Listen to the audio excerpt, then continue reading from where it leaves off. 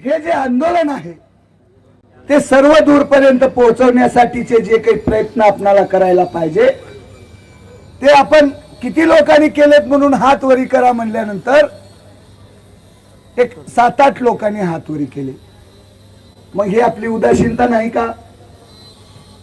ही उदासीनता कमी करण्यासाठी हे ठीक आहे, पण जे घरात बसून या ठिकाणी येत नाहीत आणि आपल्याला सूचना करतात त्या लोकांची नाराजी या उपस्थितांच्या समोर मांडून या उपस्थित राहणाऱ्यांनी लढणाऱ्यांना नाराजी आपण व्यक्त करणं हे तुमच्यावर अन्याय केल्यासारखं होईल, हे मला फक्त सांगायचं आहे। आता या ठिकाणी मोहितने एक व्हिडिओ केला, तुम्ही पाहिला का? बाबा कुठे गेले? बाबाला बोलवा ना। मोहित, तू जो व्हिडिओ केला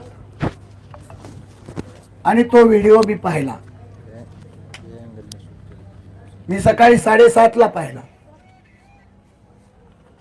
आणि तुझ्या त्या व्हिडिओनं मला रडवलं बेटा, अक्षरशः रडलो।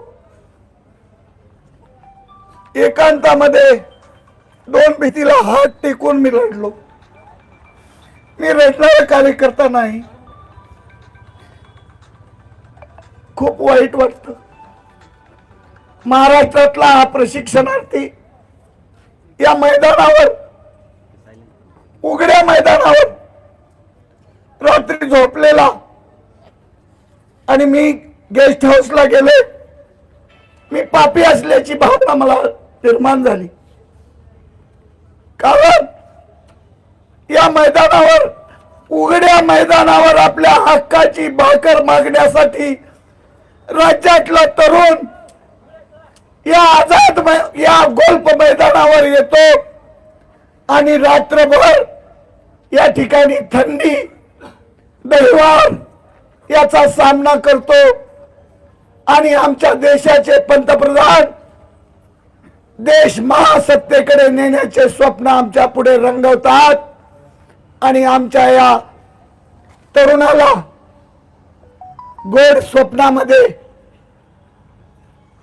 रंगवतात।